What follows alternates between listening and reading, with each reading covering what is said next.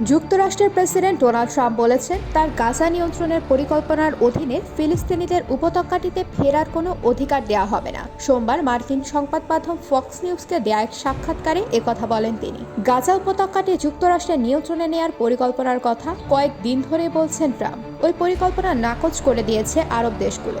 সাক্ষাৎকারে ট্রাম্প বলেন তিনি এই উপত্যকার মালিকানা নিয়ে নেবেন, আর গাজার বাইরে ফিলিস্তিনিদের বসবাসের জন্য আলাদা 6টি জায়গা থাকবে।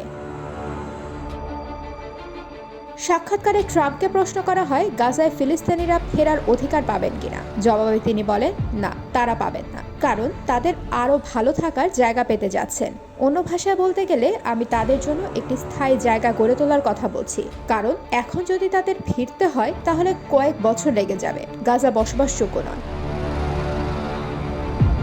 গাজা পরিকল্পনার কথা ট্রাম্প প্রথম সামনে আনেন গত মঙ্গলবার ইসরায়েলের প্রধানমন্ত্রী বেনিয়ামিন নেতানিয়াহুর সঙ্গে একটি যৌথ সংবাদ সম্মেলনের সময়। তিনি গাজা থেকে ফিলিস্তিনিদের মিশর ও জর্ডানে সরিয়ে নেওয়ার কথা বলেন, তবে ট্রাম্পের ওই পরিকল্পনা প্রত্যাখ্যান করেছে দেশ দুটি।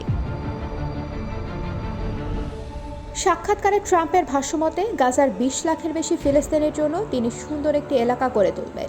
গাজা থেকে কিছুটা দূরে এই এলাকাগুলো নিরাপদ হবে। এলাকাগুলো গড়ে তোলার সময় গাজার নিয়ন্ত্রণ নেবেন তিনি। ট্রাম্প বলেন, ভবিষ্যতের জন্য গাজাকে একটি রিয়েল এস্টেটের অগ্রগতি হিসেবে ভাবুন। এটি একটি সুন্দর জায়গা হবে, বেশি অর্থ খরচ হবে না। ফিলিস্তিনের গাজা উপত্যকার নিয়ন্ত্রণ নেওয়ার ইচ্ছা পুনর্ব্যক্ত করেছে যুক্তরাষ্ট্রের প্রেসিডেন্ট ডোনাল্ড ট্রাম্প। যুদ্ধবিধ্বস্ত উপত্যকাটিতে একটি বড় রিয়েল এস্টেট সাইট মনে করেন তিনি। গত রোববার সাংবাদিকদের একথা বলেন ট্রাম্প। তিনি বলেন, আমি মনে করি ফিলিস্তিনিদের বা অন্য মানুষকে গাজায় বসবাসের অনুমতি দেওয়া একটি বড় ভুল। আমরা চাই না হামাস আবার সেখানে ফিরে যাক। আমি মনে করি গাজা একটি বড় আবাসন এলাকা। যুক্তরাষ্ট্রের উচিত এটি দখলে নেওয়া। আমরা শিগগিরই মধ্যপ্রাচ্যে স্থিতিশীলতা ফিরিয়ে আনব।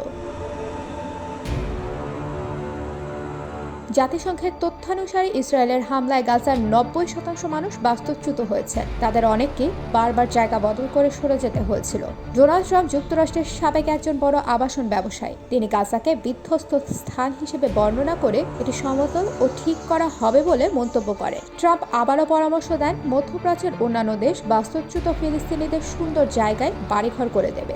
যুক্তরাষ্ট্র সফররত ইসরায়েলের প্রধানমন্ত্রী বেনিয়ামিন নেতানিয়াহুর সঙ্গে গত মঙ্গলবার হোয়াইট হাউসে যৌথ সংবাদ সম্মেলন করলেন মার্কিন প্রেসিডেন্ট ডোনাল্ড ট্রাম্প। ওই দিনই প্রথম গাজা দখলে নেওয়ার কথা বলেন তিনি। এ সময় তিনি বলেন, যুক্তরাষ্ট্র গাজা উপত্যকা দখল করবে এবং আমরা এটি নিয়ে একটি কাজ করব। তখন থেকে ট্রাম্পের এমন পরিকল্পনার প্রশংসা করে আসছেন ইসরায়েলি প্রধানমন্ত্রী নেতানিয়াহু। তিনি ট্রাম্পের পরিকল্পনাকে বৈপ্লবিক ও সৃষ্টিশীল, দূরদৃষ্টি সম্পন্ন বলে মন্তব্য করেন।